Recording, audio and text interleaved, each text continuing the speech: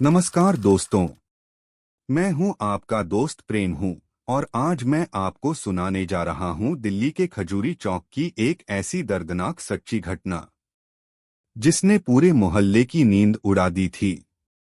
एक 2 साल का मासूम बच्चा जो खेलते खेलते लापता हुआ और फिर उसकी लाश मिली उसी जगह जहां रोज उसकी हंसी गूंजा करती थी। 2 मिनट की लापरवाही और पूरी जिंदगी का पछतावा। ये कहानी है एक माँ की जिसके आंसू भी अब सूख चुके हैं।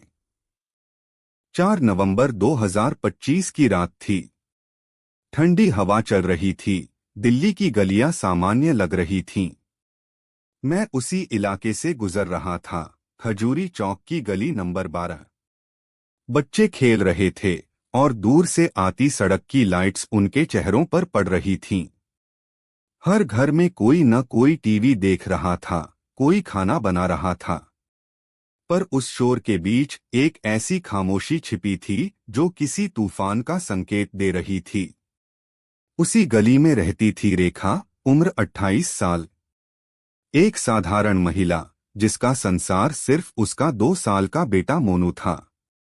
रेखा का पति संजय दिहाड़ी मजदूर था जो हर सुबह काम पर निकल जाता था।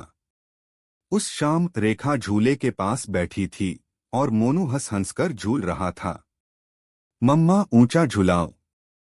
रेखा हंसते हुए बोली, गिर जाएगा तू पगले।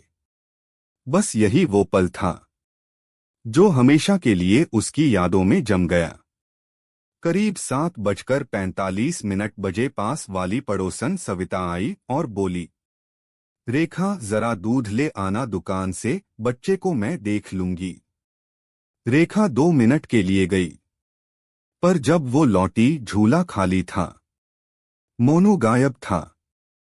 वो पागलों की तरह इधर उधर भागने लगी। सविता, तूने देखा मोनू को? नहीं रेखा, अभी तो यही था। उसकी चीखें सुनकर पूरा मोहल्ला इकट्ठा हो गया। लोग गलियों में, छतों पर, नालियों के पास हर जगह उसे ढूंढने लगे। पर वो छोटा बच्चा जैसे हवा में घुल गया था। रात बढ़ती गई और रेखा की उम्मीद घटती गई। करीब 10:15 बजे खजूरी खास थाने में कॉल गई। एक बच्चा गायब है, 2 साल का। एसएचओ अरुण सिंह तुरंत अपनी टीम के साथ पहुंचे। उन्होंने मां से पूछा, बच्चा आखिरी बार कब देखा था? साहब, झूले पर बैठा था बस 2 मिनट पहले। पूरे इलाके की बिजली कटवाकर खोज शुरू की गई। हर गली के सीसीटीवी फुटेज निकाले गए और पुलिस की गाड़ी की सायरन ने रात की नींद तोड़ दी। पर रात खत्म हुई, बच्चे का कोई सुराग नहीं मिला। सुबह 6:10 बजे मोहल्ले के पीछे की झाड़ियों में एक सफाईकर्मी ने कुछ देखा। वो भागता हुआ पुलिस को बुलाने आया। पुलिस जब पहुंची तो वहां मिट्टी में आधी दबी एक छोटी सी लाल टी शर्ट थी। पास जाकर देखा, वो मोनू था। उसके सिर पर चोट का निशान था और चेहरा मिट्टी से भरा हुआ। रेखा को जैसे किसी ने सुन्न कर दिया। वो लाश को पकड़कर बस चिल्लाती रही, मेरा मोनू भूखा था, मैंने उसे दूध भी नहीं दिया। मोहल्ले की हर आंख नम थी। कहीं दूर मस्जिद से अजान की आवाज आ रही थी, पर यहां हर किसी की दुआ बेअसर लग रही थी। पुलिस ने तुरंत इलाके के कैमरे खंगाले। करीब 8:30 बजे एक धुंधली फुटेज में एक आदमी दिखाई दिया। कंधे झुके हुए, झोला लटकाए, गोद में कुछ उठाए हुए। वो था राजू, एक खानाबदोश जो झुग्गी में रहता था। राजू अक्सर मोहल्ले में घूमता रहता था, बच्चों से खेलता और कचरा बीनता था। लोग उसे हार्मलेस समझते थे, लेकिन कोई नहीं जानता था कि उसके दिमाग में क्या चल रहा है।